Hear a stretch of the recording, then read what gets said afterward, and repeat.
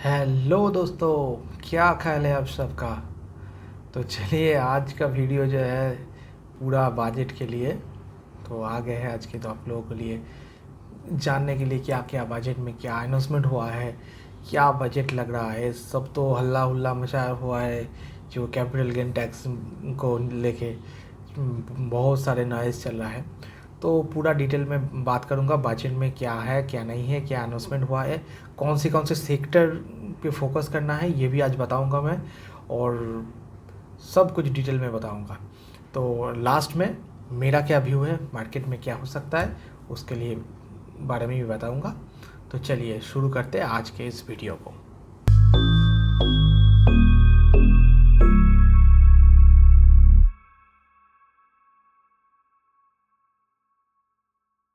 तो चलिए आ गए हैं आज के इस वीडियो में। आज का वीडियो का जो थीम है मेरा, जो बजट के लिए, पहले बजट में क्या हुआ है इसके बारे में आज बात करेंगे। बजट में जो अनाउंसमेंट हुआ है ये मेनली गवर्नमेंट का जो मेनली 4 जो सेक्टर है उसके ऊपर ये इस बजट में ज़्यादा ये दिया है। एक है एम्प्लॉयमेंट, दूसरा skilling, third MSME and fourth है मिडिल क्लास के लिए। ये 4 जो सेक्टर है, इस 4 सेक्टर में इस बजट में इस बार ज़्यादा जोर दिया है गवर्नमेंट ने। तो इसमें क्या क्या है, पहले तो हम आते हैं कि मैंने क्या बोला था। पहले जो बजट का जो वीडियो मैंने डाला था, मैं क्या बोला था क्या क्या हो सकता है। मैंने बोला था कि 11.11 लाख करोड़ का कैपेक्स अनाउंसमेंट हो सकता है। उस एकदम वही उसी अमाउंट जो मैंने बोला था वही कैपेक्स अनाउंसमेंट हुआ है। तो ये इंफ्रास्ट्रक्चर में गवर्नमेंट ने इन्वेस्टमेंट किया है। इंफ्रास्ट्रक्चर में तो गवर्नमेंट पहले से ही इन्वेस्टमेंट कर रहा था और हम भी इंफ्रास्ट्रक्चर में भी बहुत बुलिश थे। तो वो अब ये कैपेक्स अनाउंसमेंट हो गया है 11.11 लाख करोड़ का इंफ्रास्ट्रक्चर में। तो इसमें इंफ्रास्ट्रक्चर में कौन से सेक्टर जो है वो आता है। कैपिटल गुड्स जो स्टॉक है, जो इंफ्रास्ट्रक्चर, सीमेंट आता है इंफ्रास्ट्रक्चर में सीमेंट रिलेटेड है। तो सीमेंट के बिना तो इंफ्रास्ट्रक्चर नहीं बनेगा। तो पेंट आ सकता है इंफ्रास्ट्रक्चर में। तो कैपिटल गुड हो गया, सीमेंट हो गया, पेंट हो गया, ये सेक्टर पे हमारा फोकस रहेगा, हमको ध्यान देना पड़ेगा। जो गवर्नमेंट ने इस बजट में अनाउंसमेंट किया है 11.11 लाख करोड़ का जो कैपेक्स अनाउंसमेंट किया है, जो हमारा जीडीपी के 3.4% हमारा जीडीपी का। तो इसमें हम फोकस करेंगे।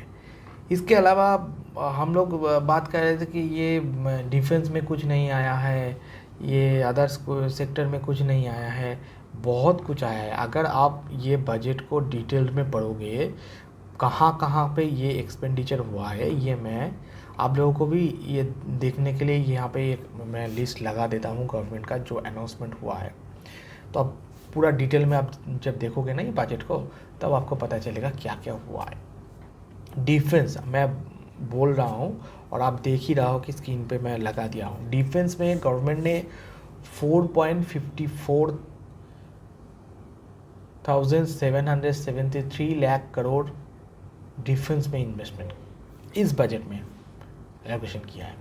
रूरल डेवलपमेंट में 2,65,808 लाख करोड़ का इन्वेस्टमेंट हुआ है। एग्रीकल्चर में हुआ है 1,51,851 करोड़। होम अफेयर्स में 1,50,983 लाख करोड़। एजुकेशन में इन्वेस्टमेंट हुआ है 1,25,638 लाख करोड़ का। आईटी एंड टेलीकॉम में इन्वेस्टमेंट हुआ है 1,16,342 लाख करोड़ का। हेल्थ में इन्वेस्टमेंट हुआ है 89,287 का। एनर्जी में हुआ है 68,769 करोड़ का। सोशल वेलफेयर में हुआ है 56,501 करोड़ का। एंड कॉमर्स एंड इंडस्ट्री में हुआ है 47,559 करोड़ का। ये इन्वेस्टमेंट हुआ है।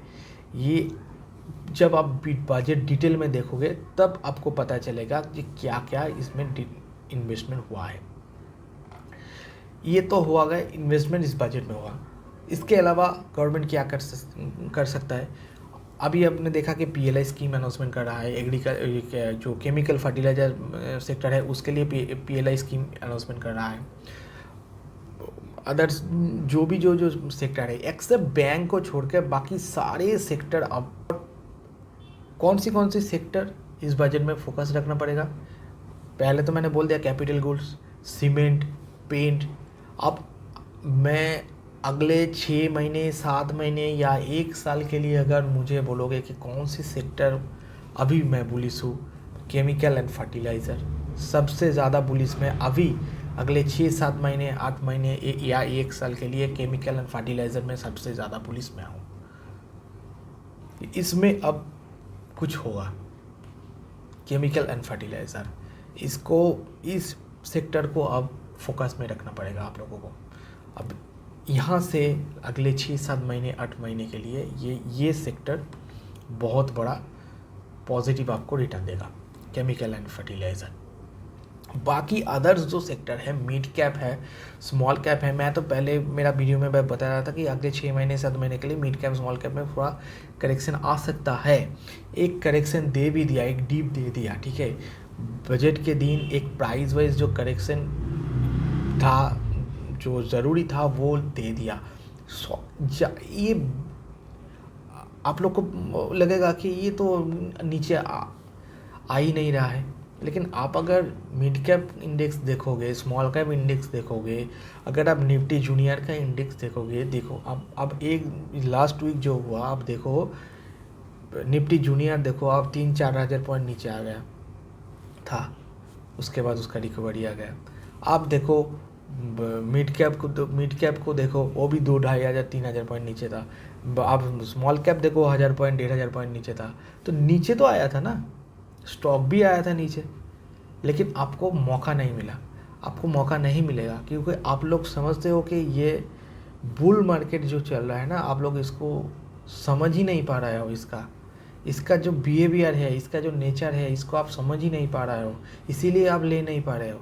क्योंकि आप सोच रहे हो कि ये तो मार्केट नीचे ही गिरेगा, गिरता ही चलेगा। नहीं होगा, ये ऐसा ही 3-4 हज़ार पॉइंट का डिप देगा और ऊपर चला जाएगा। ये बुल मार्केट का नेचर है। बुल मार्केट हमेशा, मैंने बोला था मेरा बुल मार्केट और बियर मार्केट का कैरेक्टर में, बुल मार्केट में प्राइस वाइज करेक्शन ज़्यादा नहीं आता है, टाइम वाइज करेक्शन ज़्यादा आता है। और प्राइस वाइज करेक्शन जब आएगा तो ऐसे ही आएगा, झट से आएगा और झट से ख़त्म हो जाएगा। ये ज़्यादा इससे नहीं आएगा, ठीक है। ये मैंने आप लोगों को पहले ही बताया था, ये बुल मार्केट और बियर मार्केट। और आज के डेट में जो हुआ है, लास्ट 2 दिन जो हुआ है मार्केट में, या फ्राइडे को जो हुआ है, जो चाल आया था, अगर मैं आज यहाँ पे एक स्टेटमेंट देने जा रहा हूँ, अब ध्यान से सुनना ये मेरी बात। निफ्टी का जो मैंने देखा है, मैंने तो मेरे स्टूडेंट को तो बताया दिया था, यहाँ से निफ्टी और बैंक निफ्टी के बारे में मैंने बता दिया था कि निफ्टी आउट परफॉर्म करेगा, लेकिन बैंक निफ्टी यहाँ पे अंडर परफॉर्म करेगा, लेकिन बैंक निफ्टी भी बढ़ेगा, लेकिन उतना नहीं जा पाएगा ज़्यादा। कभी ये सेक्टोरल चेंज होगा, रोटेशन होगा, ठीक है। तो करेक्शन के बाद जब मार्केट एक ऊपर चाल आता है तो सेक्टोरल रोटेशन होता है। अभी एक सेक्टर था, अभी कोई सेक्टर होगा, कब जब अब करेक्शन आएगा फिर से दोबारा कोई सेक्टर को लेकर बढ़ेगा। अभी बैंक निफ्टी अंडर परफॉर्म करेगा लेकिन बढ़ेगा, बैंक निफ्टी भी बढ़ेगा, अंडर परफॉर्म करेगा नहीं बढ़ेगा। निफ्टी, मैं निफ्टी की बात कर रहा हूँ, ध्यान से सुनना ये मेरी बात, मैं बता रहा हूँ। यहाँ से निफ्टी जो फ्राइडे में उसका मैंने बिहेवियर देखा है चार्ट में, जो फ्राइडे में मैंने देखा, उसके पहले थर्सडे में देखा, बजट के दिन भी देखा, उसका जो बिहेवियर मैंने देखा, अब ये 25,000 पे भी नहीं रुकेगी, ये सीधा 26,000 पे जाके रुकेगी। ये मेरा बात आप ध्यान से सुनना, और ये मेरा बात देखना आप मार्केट में, ये मार्केट 26,000 पे जाके रुकेगी। इसका जो बिहेवियर मैंने देखा, इसका जो नेचर मैंने देख लिया है, ये चार्ट में जो दिखा रहा है, ये 25,000 पे भी नहीं रुकेगी। आप लिख लेना मेरी बात, ये 26,000 पे जाके रोकेगी सीधा। और बैंक निफ्टी यहाँ से कम अंडर परफॉर्म करेगी। निफ्टी की तुलना में बैंक निफ्टी उतना नहीं बढ़ेगा, लेकिन बैंक निफ्टी यहाँ से भी बैंक निफ्टी 54,000 का टारगेट जो है वो इंटैक्ट है। 54,000 का टारगेट बैंक निफ्टी में इंटैक्ट है। निफ्टी पहले चला जाएगा 26,000, बैंक निफ्टी बाद में जाएगा, लेकिन जाएगा 54,000 बैंक निफ्टी भी। यहाँ से बैंक निफ्टी का टारगेट जो है 54,000। ये आप लोग समझ रहे हो कि ये करेक्शन ऐसा ही होगा। बुल मार्केट में करेक्शन ऐसा ही होगा। और ये हमारा जो बुल चल रहा है ना, ये वो वाला बुल नहीं है, ये बहुत लॉन्ग टर्म वाला बुल है। और ये इस बुल मार्केट का आप लोगों का कोई अंदाजा ही नहीं है कैसे होता है नहीं होता है। इसीलिए आप लोग सोच रहे हो कि ये करेक्शन आएगा, नहीं, ये करेक्शन नहीं आएगा। ये ऐसे ही करेगा, ये 1-2 दिन दे देगा नीचे, अब फिर से ऊपर चला जाएगा। ये रुकेगा नहीं। आप मंडे को ही देखोगे, ये मंडे को ही आपको दिखा देगा क्या होगा, अब देख लेना। और ग्लोबल में भी एक डिप आया था, ग्लोबल में भी एक प्राइस वेस हो गया था। मैंने मंडे को मेरा स्टूडेंट को बोल दिया था जो जिसका प्राइस वाइज करेक्शन ख़त्म हो गया। प्राइस वाइज जो करेक्शन था उसका मंडे को ही ख़त्म हो गया। ट्यूसडे को थोड़ा बजट के दिन थोड़ा उठक पुठक किया। मैंने तो पहले ही बता दिया था इसका प्राइस वाइज करेक्शन डन। आप 50% इन्वेस्टमेंट यहाँ पे डाल दो। मैंने स्टूडेंट को मैंने पहले ही बोल दिया था, नहीं आएगा। आप लिख लेना मेरी बात। और फिर से मैंने बोला था जो जिस बार मार्केट में ये डीप देगा, हर डीप में इस मार्केट में बाई होगा।